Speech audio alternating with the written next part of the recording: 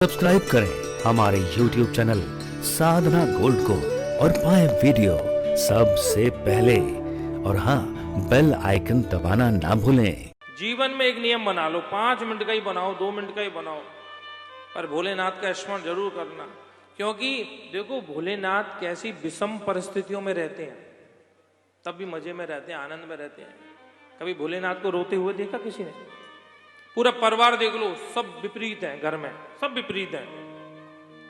भोलेनाथ कैसे हैं? भोलेनाथ के गले में है सर्प, सर्प है ना। और भोलेनाथ के जो लाडले पुत्र हैं गणपति, उनका वाहन है चूहा।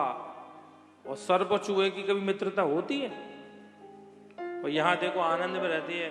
चूहा सर्प के ऊपर डोल रहा है, सर्प चूहे के ऊपर, दोनों खा रहा, आनंद में घूम रहे हैं। महाराज, इधर भोलेनाथ के गले के आभूषण क्या? सर्प। और बड़े बेटे का वाहन है मोर।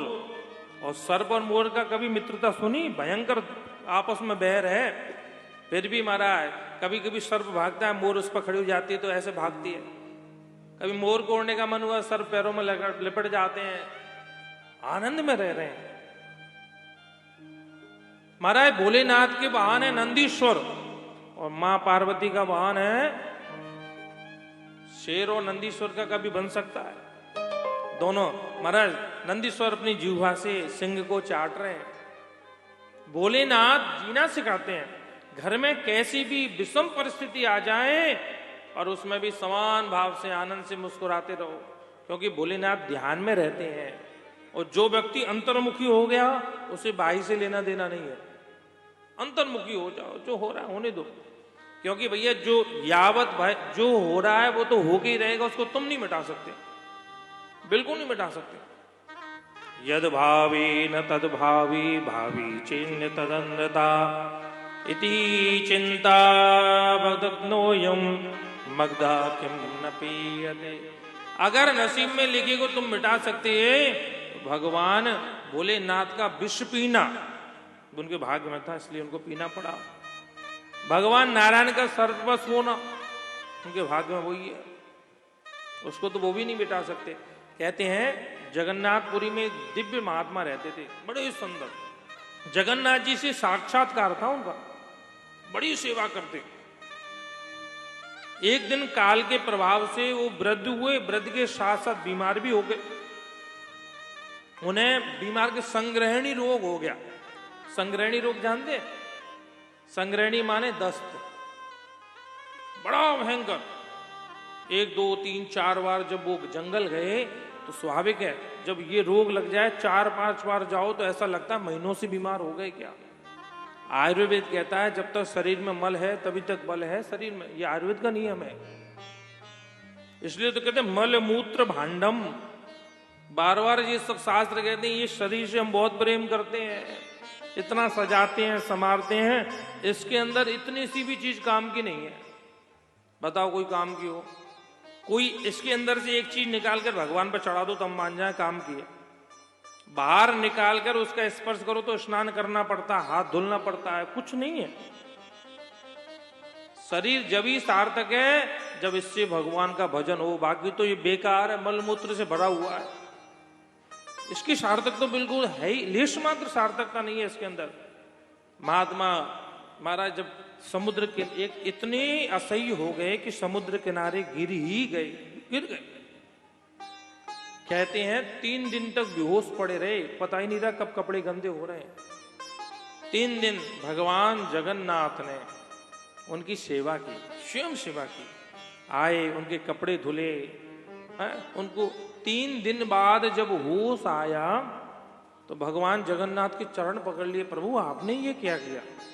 आपने मेरे ये गंदे कपड़े धुले, इतना अपराध। और थोड़ा सा कभी कभी भक्त भगवान से नाराज भी होते हैं, अपनत्व तो होता है ना।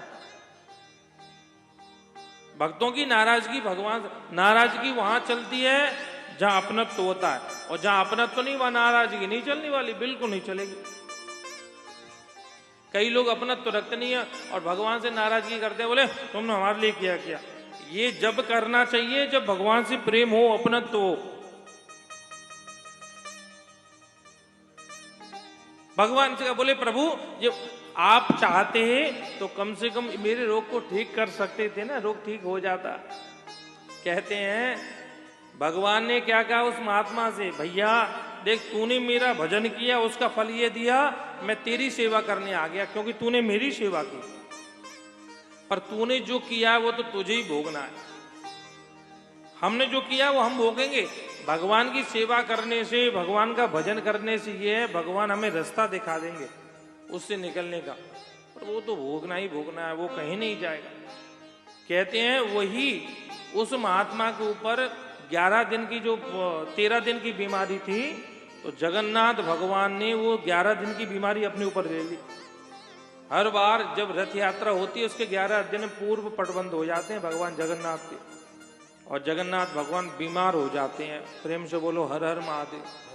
आज तक उस भक्त का रोग अपने ऊपर लिए हुए हैं। हाँ, 11 दिन मंदिर बंद रहता है, कोई दर्शन नहीं जाएगा।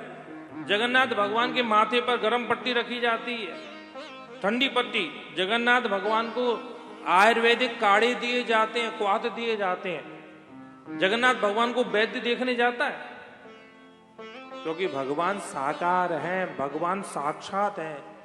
हम जब तक अपने गोविंद में, जब तक अपने गोपाल में साक्षात्कार भाव जागृत नहीं करेंगे, कुछ नहीं होने वाला। केवल पीतल पत्थर की मूर्ति मानेंगे तो कहाँ पीतल पत्थर नहीं है, सब जगह है। आज भी जगन्नाथ भगवान बीमार होते हैं, उसी के बाद तो रथ यात्रा उत्सव मनाया जाता है जब पट खुलता है 11 दिन के बाद।